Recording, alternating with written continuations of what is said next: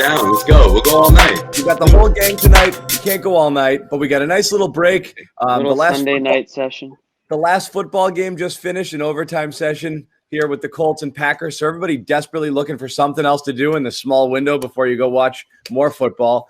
Hang here for a little bit. We've got Celtics free agent. I don't know. Is this a wrap-up? I mean, this might be a wrap-up. They may be done. This may be your team. This is first impression for these guys. Where have they been all weekend? I know. Don't say it like it's a bad thing, John. They've got lives. These guys have lives. Okay? Hey, I popped in Friday. I was there.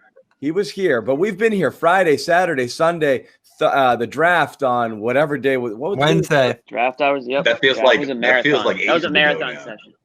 A fun thing I learned today after we found out that Jayson Tatum, and that's the news of the day, that Jayson Tatum signed his max extension, and that's what we're going to lead with here, is Jayson Tatum's a month younger than Peyton Pritchard.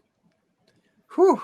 That's what you're going to say, John? Wow. John was the one that was like calling this months ago, saying like, "Look out for Tatum. You never know. He may not stay in Boston forever." Now look at you. Oh, okay, you were scared. I've been very clear. My fear is where he goes after this contract. That's it. Oh, come on. This is huge, John. This is huge. Are you kidding me? This was automatic. Nobody thought he wasn't signing this. My fear is what he does after this. That's right. The whole ball game is Tatum's third contract. Tatum and Brown third contract. But let's talk about this. He's here. This was a fait accompli. We knew it was going to happen. On the horn here, Jimmy Toscano, Bobby Manning, Josue Pavano. Just kidding. Josue Pavone. Everybody's back, and we're talking about. So we have a few things that happened, and over the weekend, also Celtics plugged a couple holes with a couple of signings. We're going to debate the merits of those. We're gonna pour water all over everybody's Bogdanovich insanity. I'm so glad I missed that. That consumed them for 24 to 36 hours. Just insane Celtics fans assuming that. And I'm gonna tell you how they can still do it. Oh God. Okay, we'll get there. Bobby is he's an enabler. Bobby's not giving up. He's not giving up. Enabler. All right, so there's that, and then I want to talk a little bit about it. We're going to go back to Hayward a little bit too, because I've got I have a slight developing opinion on that. Let's start with Tatum, guys. We knew this was going to happen.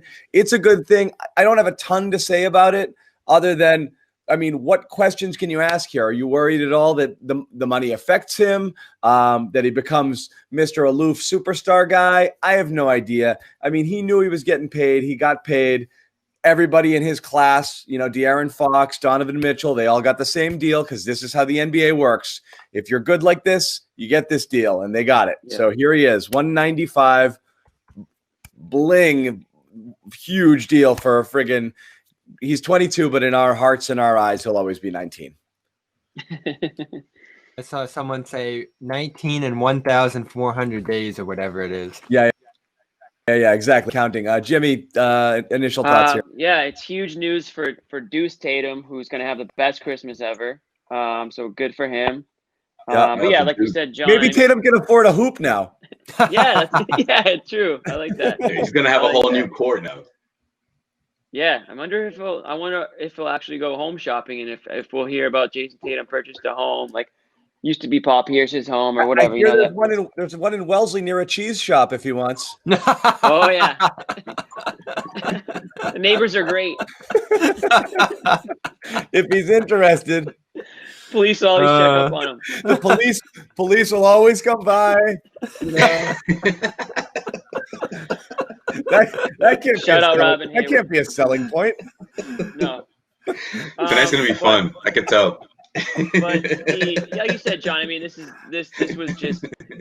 Danny Ainge wants you to talk about this. This is what Danny Ainge wants. He doesn't want you to talk about the last couple of days. He wants you to talk about which is why we're not going to spend a ton of time on this. Right. He wants to talk about Jayson Tatum, but the truth is, this is, like you said, this was always going to happen. I think the only question was he going to sign the 5-year or the 4, right? So, well, it's 4+1. It's a player option. Yeah, it's essentially a 4 when you think about it. It's a player option, which he's going to decline so he can get that second deal. So it's a 4. Yeah, so it's a 4, and it starts in 22. Yes, 22 through 20 to 25. 25 it would be, yeah. So, I mean, 24, 25. You can't spin this any negative way, John. You can try, but you really can't. I mean, I'm not trying. No, I know you're not trying, but somebody might try, and like you just can't. I mean, at the end of it, or the end of that 4th year is when it's going to get really serious in terms of, okay, is this guy going to stick around for, the next extension or what? And then we can worry about that at that point. But for now, the Celtics got their 2 guys, Jaylen Brown, Jayson Tatum, locked up for the near future here. And these are the 2 guys that they're going to be building around and plugging guys in and out. And yeah, you're going to lose a guy like Gordon Hayward. You might lose a guy like Kemba Walker, but Danny Ainge is going to do everything he can to make sure that these 2 guys are happy and are wanting to stick around in Boston. So good day for the Celtics. Good day for Jayson Tatum, obviously, and they just try to go on from there. Other thoughts, guys? Yeah, no question. It's a huge commitment. I think it's a message across the league too. I think it shows to everyone that, hey, I'm committed to Boston right now. I mean, I'm not going to lie. Look, going into the season, you think about Kemba Walker's health. That's something that's been on my mind throughout this entire offseason. And to have Tatum lock in now is very important because who knows? Who knows if next season Kemba's not 100%, Kemba drops off. And imagine if someone like, I don't know, Kyrie Irving from Brooklyn, who's in constant contact with Jayson Tatum. They both confirmed this, by the way. Of course, we can all say that, right? So, that's just one example, though. Washington, I mean, teaming up with his old buddy Bradley Beal. Like, there's so many other options out there if Kemba Walker isn't who we saw last season. Look, I'm to play devil's advocate here, I'm just saying if that happens, that could really be bad for the Celtics down the road. But now that you have Jayson Tatum committed long-term, this opens a window for the Boston Celtics. Him next to, of course, Jaylen Brown, who I think will be an all-star next year for the Celtics. And with those 2 leading the way, I think the Celtics are in great shape moving forward, for sure. Tatum, Beal, and Mitchell will all be on a team together in 2025. I just don't know which team that is. But that's a long road. That's a long way road, man. I'm telling you, this is huge. This is huge. Why not Tatum committing now is big for the Celtics. Why not us? Yeah. Bobby? Joseph, he had to commit. He had to commit, man. It's good. It's a good time. He could have waited. He could have waited, Jimmy.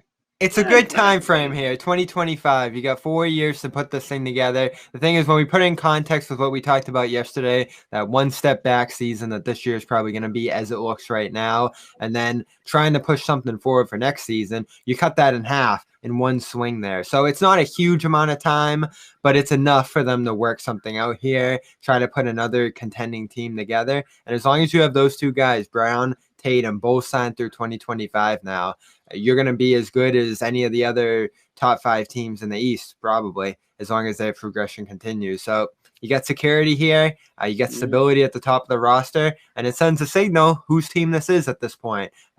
Kyrie's gone, Hayward's gone, Horford's gone. It's just those 2 guys at the top. Kemba's a willing facilitator for those 2. The hierarchy is set now on this roster, essentially. Definitely. Yeah, well, that is what it is. Let's whip through our other signings here, and I'm going to get some of the other. I want to get to Bobby's breaking Bogdan developing news on how it can get done.